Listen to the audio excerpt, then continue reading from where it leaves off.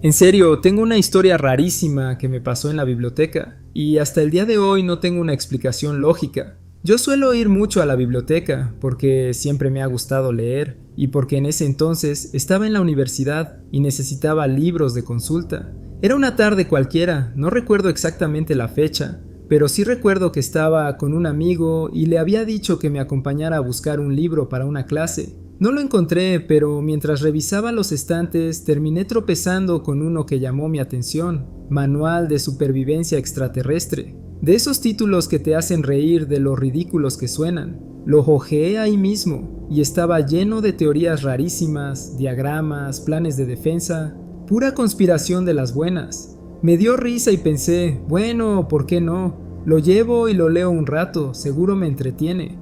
Fui al autoservicio de la biblioteca para hacer el préstamo, esa máquina que escanea la tira metálica que tienen todos los libros de la biblioteca. Pasé el de la clase que sí necesitaba y también este del manual alienígena. Todo bien, mi amigo estaba ahí parado a mi lado y vio cómo lo registraba. Esa noche lo empecé a leer en casa. No me lo tomé en serio, obvio, pero sí estaba entretenido. Era de esos libros que uno comenta con amigos solo para reírse de lo absurdo. Lo dejé en la mesa de noche antes de dormir. Al día siguiente, había desaparecido, literalmente. Yo vivo con mi familia, pero nadie entra a mi cuarto sin avisar. Revisé debajo de la cama, cajones, escritorio, hasta la mochila. Nada.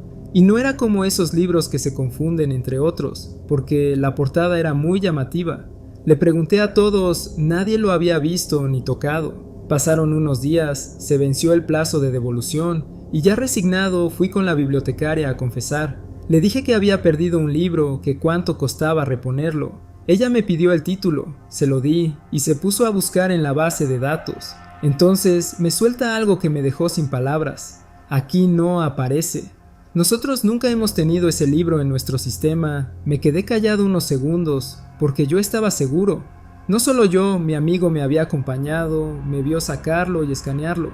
El libro pasó por la máquina, que no te deja sacar nada si no está registrado en la base. O sea, el libro existía en el inventario en ese momento, pero de pronto ya no. Lo busqué en internet después, y sí existe. No me lo inventé. El manual de supervivencia extraterrestre es real. Pero ¿cómo demonios apareció en mi biblioteca? Lo pude sacar oficialmente, leerlo, y luego se esfumó tanto de mi casa como del registro de la propia biblioteca. Hasta el día de hoy me da escalofríos pensarlo. Me da miedo volver a conseguirlo y leerlo otra vez, como si hubiera algo más detrás, como si no quisiera ser leído del todo.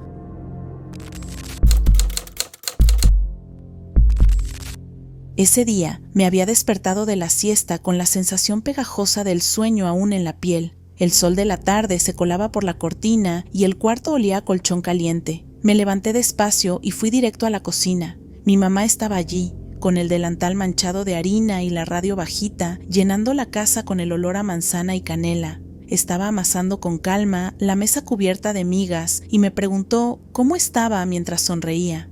El día era de campo, tranquilo, con perros rondando los pies de cualquiera que se moviera. ¿Puedes ir al garage por la masa congelada?, me pidió de improviso. El congelador del garage, ese cobertizo separado que siempre tenía algo extraño dentro, guardaba la masa para las tartas. Asentí, me puse mis sandalias y salí. Me entretuve un rato con los perros que brincaban y corrían alrededor y empecé a caminar hacia la puerta del garage. La distancia no era mucha, un sendero de tierra, algunos arbustos que marcaban la línea entre el jardín y la vereda del cobertizo. Iba a mitad de camino cuando los arbustos se movieron con fuerza, un rumor seco que arrancó la quietud. Me detuve, dije «hola», como quien espera que sea el perro o un vecino despistado, y no obtuve respuesta. Sentí un nervio fino en la piel, el pelo se me erizó en la nuca y seguí avanzando, pero con la sensación de que algo estaba fuera de lugar. Lo siguiente que recuerdo es despertarme en mi cama. No había transición, un corte brusco. Abrí los ojos, la luz era la misma y por un instante pensé que todo había sido un sueño raro. Caminé hacia la cocina, todavía con la mente medio pegada al colchón, y vi a mi mamá, con las manos en la masa, la radio silbando en alguna canción vieja. Le dije que había tenido un sueño raro y que me había asustado por los arbustos. Ella me miró con una mezcla de sorpresa y algo más profundo y me preguntó, ¿trajiste la masa del garage? Mi corazón se hundió. No, balbuceé. ¿Por qué? Entonces me contó que yo había salido 20 minutos antes de la hora a pedir la masa y que había vuelto después diciendo que me había dado un mareo y que no recordaba cómo había vuelto a mi cuarto. Me miró con los ojos muy abiertos y cuando vimos el piso, ambas nos quedamos sin palabras. Había huellas de pasto por todas partes. Mis pies, desnudos, habían dejado rastros verdes que contrastaban con el piso blanco. Palpablemente húmedos, con pequeñas ramitas pegadas. Había restos de tierra en las uñas y sin señal alguna de mis sandalias. El silencio que siguió fue largo y pesado. ¿Cómo había llegado a la cama? ¿Había caminado dormida hasta el cobertizo y vuelto sin acordarme? ¿Fue un episodio de sonambulismo? ¿Un lapsus? Algo que se tragó esos 15 o 20 minutos del tiempo. Esta vez, mi mamá me acompañó al garage por la masa, buscamos mis sandalias, pero no volvieron a aparecer. Lo que sí sé es esto: no recuerdo ni un solo segundo del tramo entre el jardín y la cama, y sin embargo, mi cuerpo registró ese paseo. La hierba en las plantas de los pies, la suciedad en las uñas, las pequeñas ramitas pegadas al talón. Eso y la mirada de mi madre, esa mezcla de preocupación y confusión, se han quedado conmigo más tiempo que cualquier explicación fácil. He pensado mucho en ello. Hubo un pequeño nudo de miedo por la idea de que algo más extraño hubiera ocurrido. Una laguna temporal, un episodio de desdoblamiento.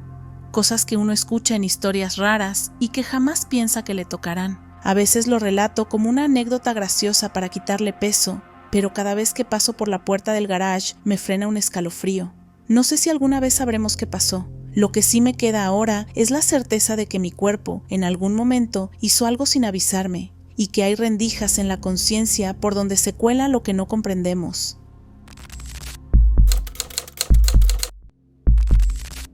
La oficina donde trabajaba tenía una disposición que, con el tiempo, terminó narrando nuestras mañanas. 3 despachos en fila, puertas abiertas que dibujaban un pasillo visual y una sensación de continuidad que hacía que todo el lugar respirara igual. Al entrar, la luz del pasillo pegaba contra el suelo encerado. Había siempre ese olor a café barato que traía la recepción, y en invierno se colaban corrientes de aire que movían un calendario pegado con cintas sobre la pared. El primer cuarto, el más cercano a la puerta, era el despacho del jefe. Martín tenía una pequeña ventanilla de recepción, esa rendija donde cada mañana saludábamos como en una costumbre sagrada, y sobre su escritorio siempre había una pila de papeles, una taza de acero con bolígrafos y el monitor encendido con algún informe que parecía exigir su atención eterna. Sus gafas, la voz grave y ese gesto de mover el ratón con deliberación lo habían convertido en una silueta reconocible antes incluso de que yo cruzara el umbral. Mi ritual matutino era simple: entrar, colgar la chaqueta, acercarme a la ventanilla, asomarme y decir «Buenos días, jefe». Era una manera de marcar el día, de afirmar que estábamos ahí y que el lugar funcionaba. Había un confort en esa repetición, el leve crujir de la silla al girar, el murmullo de la impresora en el otro cuarto, la radio tenue en la recepción. Aquella mañana todo tenía la misma puesta en escena: la luz pálida de enero, el café recién hecho, las manos ocupadas en tareas pequeñas, hasta el instante en que dije «buenos días» y no obtuve respuesta.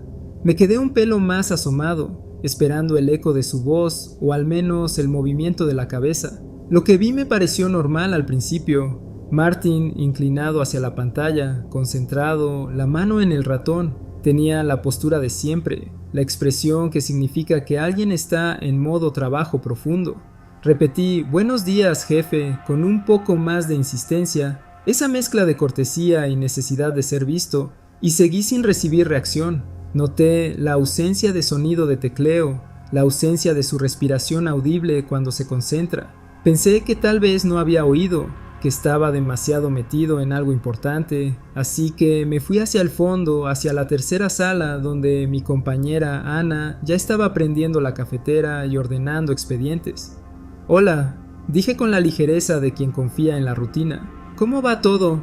Ella me miró con curiosidad y luego frunció el ceño. «¿A quién saludaste?», me preguntó. «A Martin, en su despacho», respondí sin más. Ana se cruzó de brazos y me dijo, con la calma de quien conoce los horarios de todos: «Se fue hace media hora, tenía reunión».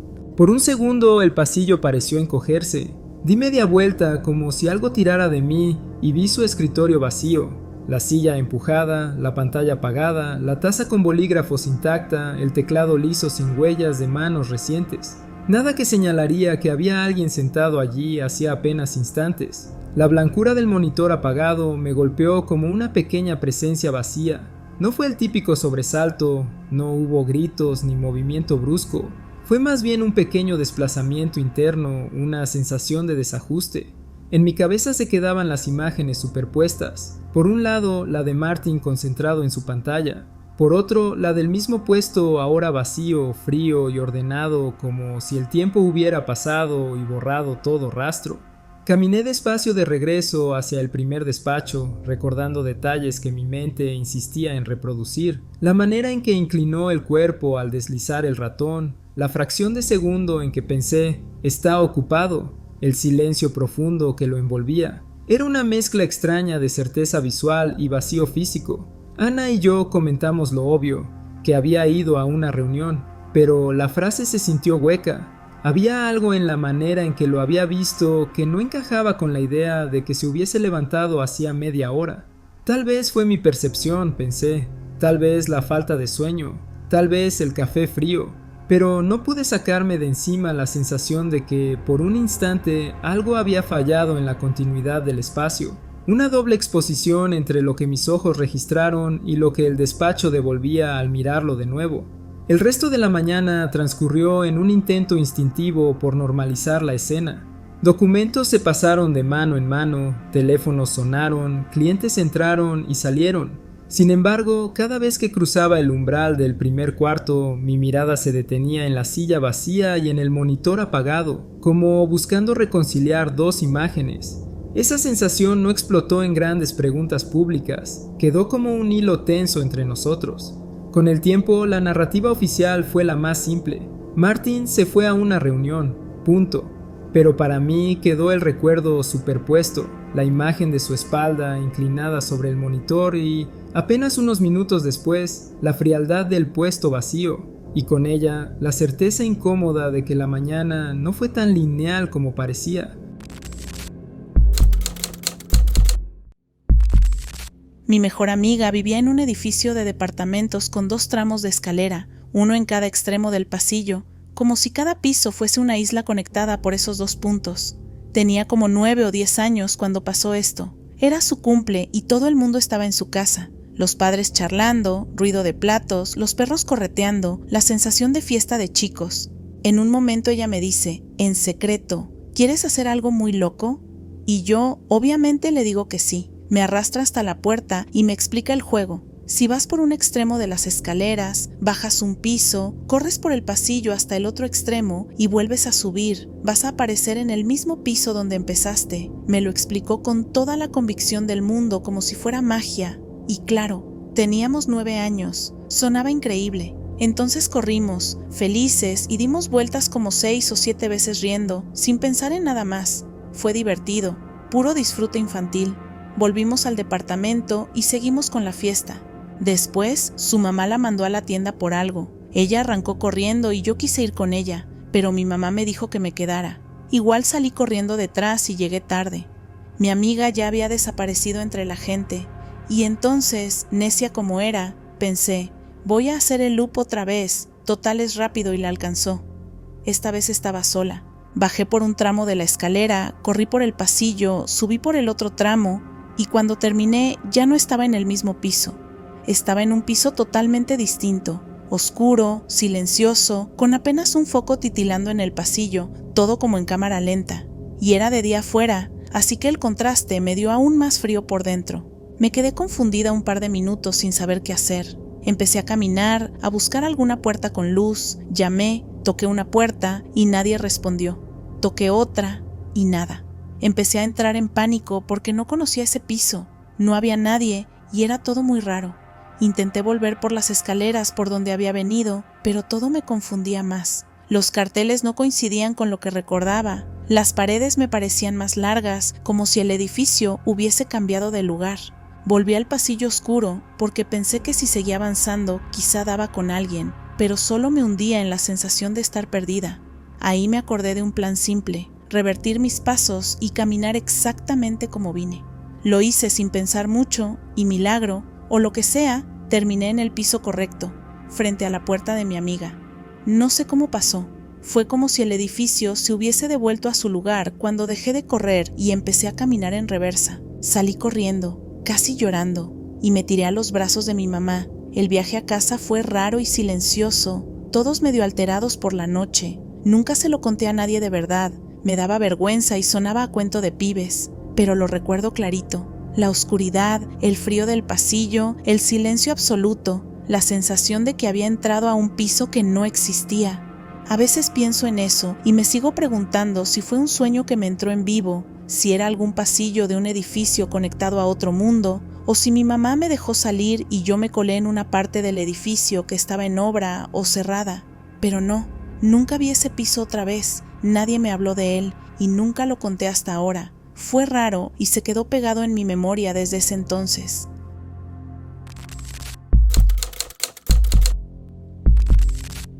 Estaba en la recámara de mi papá, con la radio vieja apagada como única compañía, limpiando sus botas. Ya sé, es raro, pero siempre me gustó ponerme a pulirlas. El cuero, el brillo que vuelve a salir, la sensación de dejar algo en orden. Era una tarde de verano en la casa de siempre. Ventanas abiertas, olores de jardín y ese calor pegajoso que te hace mover lento las manos. La habitación tenía fotos enmarcadas, un perchero con un viejo saco colgado y el armario medio abierto mostrando camisas que olían a colonia barata y a naftalina. Tenía la bota en la rodilla, la gamuza en la mano, el bote de betún abierto con esa mezcla de olor fuerte a cera y disolvente, y la luz entrando en ángulo por la persiana. Todo era rutina: frotar, sacar brillo, acariciar el cordón con la punta del trapo. Sentí que mi espalda se erizaba, un cosquilleo subiendo por la columna vertebral como si algo pequeño y vivo se hubiera subido por la camiseta. Me quedé quieto un segundo y pensé, ¿qué carajo? Y alcé la mano instintivamente para agarrarlo, y no sentí nada. Me quité la remera de un tirón, la sostuve a la luz, metí la mano por dentro, revisé detrás de la nuca, la cintura, el dobladillo, vacío. Miré alrededor del suelo, entre la silla y la cama, por si se había caído. Nada. Decidí volver al trabajo, con la sensación pegajosa en la piel, pensando que me había asustado solo. Era una casa vieja donde pasan corrientes de aire y a veces se te pegan hormigas, nada más. En eso, después de 4 o 5 minutos, el cosquilleo volvió, esta vez con más insistencia. No me dio tiempo a pensar. Fui hacia atrás con la mano y agarré lo que, en ese segundo, fue el bicho más asqueroso y grande que había sentido en mi vida. Era casi inimaginable. Entre mis dedos se retorcía algo que parecía una mezcla entre un milpiés y una bola marrón. Lo vi de refilón antes de tirarlo al piso y darle una patada rápida con la bota. Era grotesco, como una cochinilla descomunal, muchas patas, caparazón café oscuro, un monstruo de jardín salido de ninguna parte. Lo aplasté con la suela hasta sentir un extraño crujido bajo la bota y el olor húmedo de tierra y algo más que no supe nombrar. Me quedé unos segundos respirando hondo, mirando el desastre, el trapo con motas de tierra, la suela manchada. Esperaba verlo ahí, chorreando o aplastado, una evidencia grotesca de lo que había pasado. Levanté la bota para mirarlo mejor, y no había nada, ni rastro. El suelo estaba limpio, sin manchas, sin patas, como si yo no hubiera hecho más que patear el silencio. La habitación volvió a llenarse de sonidos normales. El zumbido del refrigerador de la casa, unas voces lejanas en la calle, el crujir de la madera. Pero a mí se me quedó una sensación rara en la boca del estómago.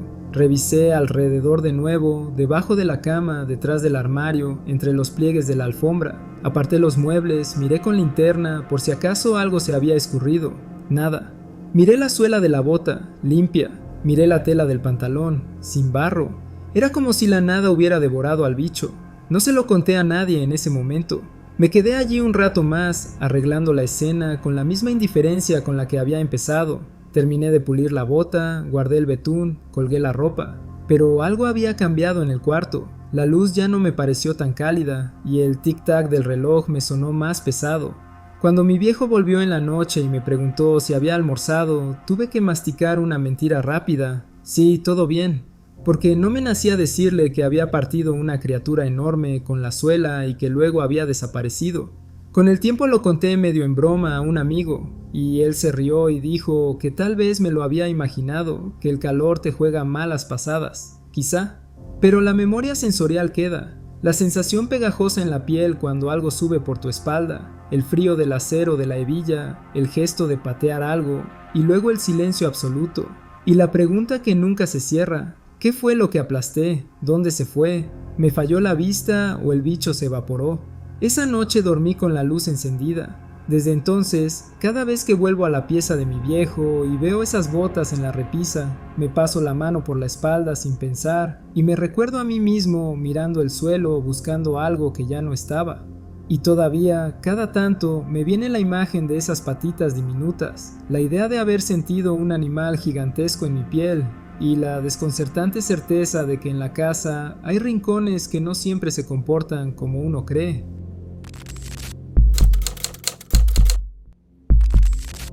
Hace unos años salí con mi esposo al cine. No era nada especial, solo un plan de viernes en la noche, de esos que hacemos para romper la rutina. Nos gustaba ir temprano porque en ese cine, si no llegabas con tiempo, te tocaban los peores asientos y las filas para comprar palomitas eran eternas. Así que salimos con bastante margen. Eran como 40 minutos antes de la función y la idea era llegar con calma, comprar boletos, algo de comida y luego hacer fila.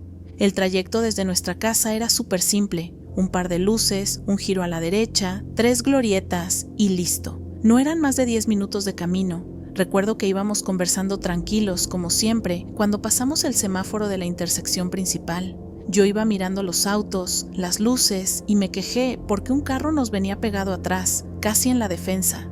Y entonces pasó lo raro. De repente, como si hubiéramos estado dormidos con los ojos abiertos, sentimos los dos una especie de despertar.